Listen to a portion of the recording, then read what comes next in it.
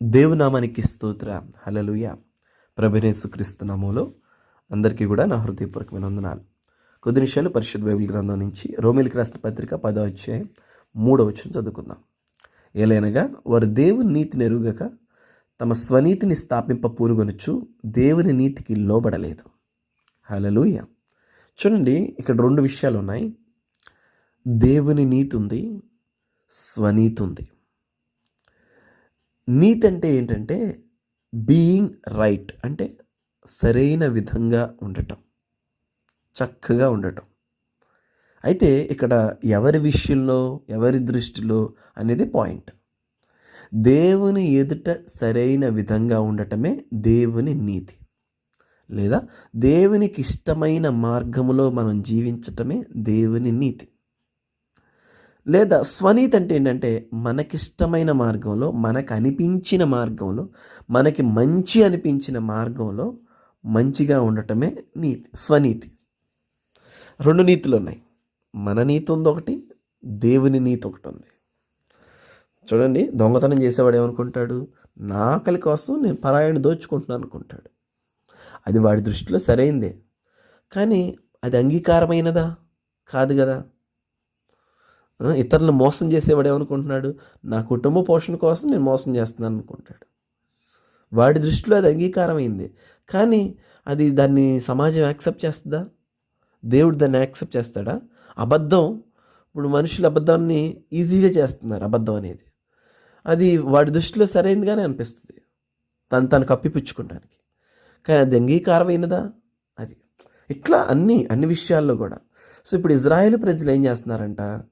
దేవుని నీతిని ఎరుగక, దేవుడు ఎలా జీవిస్తే ఆయన సంతోషిస్తాడు, దేవునికి ఏది ఇష్టం అని ఇది ఎరుగక స్వనీతిని స్థాపించబోయారు. అంటే చూడండి, మనుషులు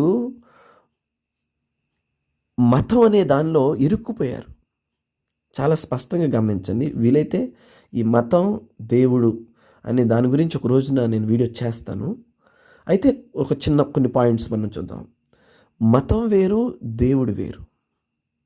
మతం మనల్ని ఆచారాల్లో కట్టిపడేస్తుంది. దేవుడు ప్రేమతోనూ వైరాగ్యంతో కూడా జీవించాల్సిన వ్యక్తి. దేవుణ్ణి మనం ఎలా వ్యవహరించాలి? దేవునితో అంటే ప్రేమతోనూ వైరాగ్యంతోనూ వ్యవహరించాలి, కానీ దేవునితో ఇదేదో మనకి బిజినెస్ కాదు, కాంట్రాక్ట్ కాదు.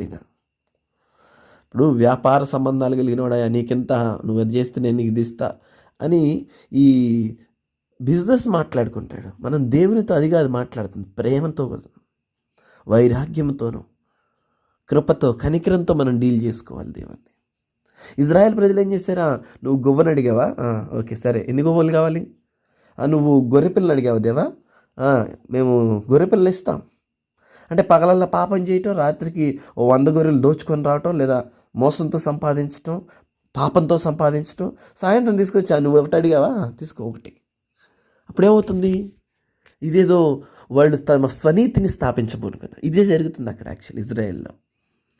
దేవుడు గొర్రెపిల్లలు అడిగాడు, గొవ్వలు అడిగాడు, ఇంకా బెస్ట్ ఇద్దాం అంటే దేవుణ్ణి ఏదో సంతృప్తిపరచడానికి, దేవుణ్ణి ఏదో మళ్ళీ ఆయన ఏదో ఫీల్ అయిపోతాడన్న విధంగా ఏదో బిజినెస్ చేస్తున్నారే కానీ దేవునితో నీతిని, ఆయన ఇష్టాన్ని కనుగొంటల్లా. ఈ రోజున కూడా అదే కానుక ఇవ్వాలి దేవునికి, ఇదిగో కానుక. దశంభాగం ఇవ్వాలి, దశంభాగం. మందిరంలో కనపడాలి, ఆదివారం మందిరంలో కనపడదు. అంతే తప్ప దేవుని చిత్తం ఏంటి, దేవుని ఆలోచన ఏంటి, అసలు దేవుడు ఏం కోరుకుంటున్నాడు? ఒకసారి ఇంగ్లీష్లో ఏమన్నా తెలుసా అండి? Because not having knowledge of God's righteousness, అంటే దేవుని నీతిని గురించిన జ్ఞానం అసలు లేదు. మందిరానికి వెళ్ళి రావటం కాదు. అదేమంటే మళ్ళీ వాక్యం పట్టుకోవటం. ఏమంటే ఒక దినము గడుపుట 1000 దినముల కంటే. నిజమే, కాదల్లా. కానీ దేవుని ఇష్టం తెలుసుకోకుండా నువ్వు 100 రోజులు వెళ్తే ఏం ప్రయోజనం?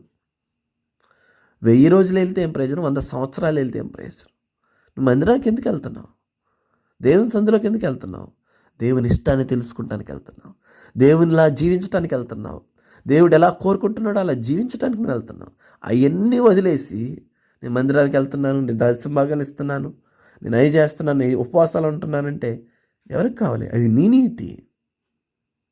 మరి దేవుడు చెప్పాడు కదండి, చేయమన్నాడు, కానీ ఆయన ఇష్టానుసారంగా చేయమన్నాడు, ఆయన సంతోషపెడుతూ చేయమన్నాడు. దీన్ని దావీదు పసిగట్టాడు. ఏమన్నాడు? 51వ కీర్తనలో తప్పు చేసి దొరికిపోయినప్పుడు దేవుడు గద్దిస్తాడు, ఖండిస్తాడు. అప్పుడు దేవుడుతో దావీదు అంటున్నాడు, అయ్యా, దహన బలులు నీకు ఇష్టమైనవి కావు, ఒకవేళ ఇష్టమై ఉంటే కనుక నేను ఎన్నే ఇచ్చేసేవాడు. నిజమే కదా. అప్పుడు యాక్చువల్లీ దావీదు గారి దగ్గర బోల్డ్ డబ్బులు ఉన్నాయి.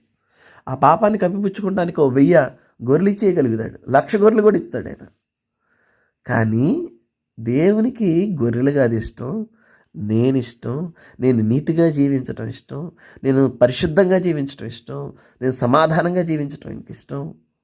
హల్లెలూయా అని దావీదు పసిగట్టాడు. విరిగి నలిగిన హృదయమే నీకు ఇష్టమైన బలి అని. ఈరోజు ఏంటంటే ప్రజలు దేవునికి ఏం కావాలి? కానుక ఇవ్వాలి. అంటే పాస్టర్ గారినో లేదా మనుష్యులనో దేవుణ్ణో సంతోషపెట్టడానికి మత సంబంధమైన భక్తిని చేస్తూ ఉన్నారు. మత సంబంధమైన భక్తి, మత సంబంధమైన నీతి దేవుణ్ణి సంతోషపెట్టదు. అది దేవుని నీతే కాదు అసలు. ఇజ్రాయెల్ ప్రజలు ఇప్పటికీ కూడా గొర్రెపిల్ల ఎడ దొరికిద్దా, ఎర్రకోడి పిల్ల, న్యూస్లో అదే టాపిక్ ఇప్పుడు ప్రస్తుతం. ఇది దేవుని నీతి కాదు. దేవుని నీతి ఏంటయ్యా అంటే ఆయనకి ఇష్టానుసారంగా మనం జీవించటం, ఆయన చిత్తమేరిగి ఆ చొప్పున చేయటం, ఆయన వాక్యం తెలుసుకుని ఆ వాక్యానుసారంగా జీవించటం, అది దేవుని నీతి. వీళ్ళు తమ స్వనీతిని స్థాపింపనుకుంటున్నారు. ఇప్పుడు కూడా అలానే తయారు చూడండి. ఇప్పుడు కూడా అంటే దినములను నేను తప్పు పట్టట్లేదు, కానీ నువ్వు దేవుని సన్నిధిలో 20 దినాలుండు, 40 దినాలుండు, 50 దినాలుండు. అయితే ప్రజలను ఏం చేస్తూ ఉన్నారు లోకంలో? ఇన్ని దినాలుంటేనే నువ్వు భక్తి చేసినట్టు, ఇన్ని దినాలుంటేనే నువ్వు దేవుని సంతోషపెడుతున్నట్లని రిస్ట్రిక్షన్, మళ్ళా ఆజ్ఞల వైపుకి తీసుకెళ్తున్నారు. అది మత సంబంధమైన భక్తి. దయచేసి మన ఇష్టం కాదు, దేవుని ఇష్టం ఏంటో మనం తెలుసుకోవాలి, దేవుని చిత్తం ఏంటో మనం తెలుసుకోవాలి. అప్పుడు ఆయన మనల్ని బట్టి సంతోషిస్తాడు. హల్లెలూయా. మన అల్టిమేట్ గోల్ ఏంటండి భక్తిలో? దేవుడు మనల్ని బట్టి సంతోషించటం. ఆమేన్. అదొక్కటి మనల్ని మనం చూసుకుంటే చాలు. గాడ్ బ్లెస్ యు ఆల్ అండి. దేవుడి మాటలు మన వెనుకల్లో దీవించును గాక.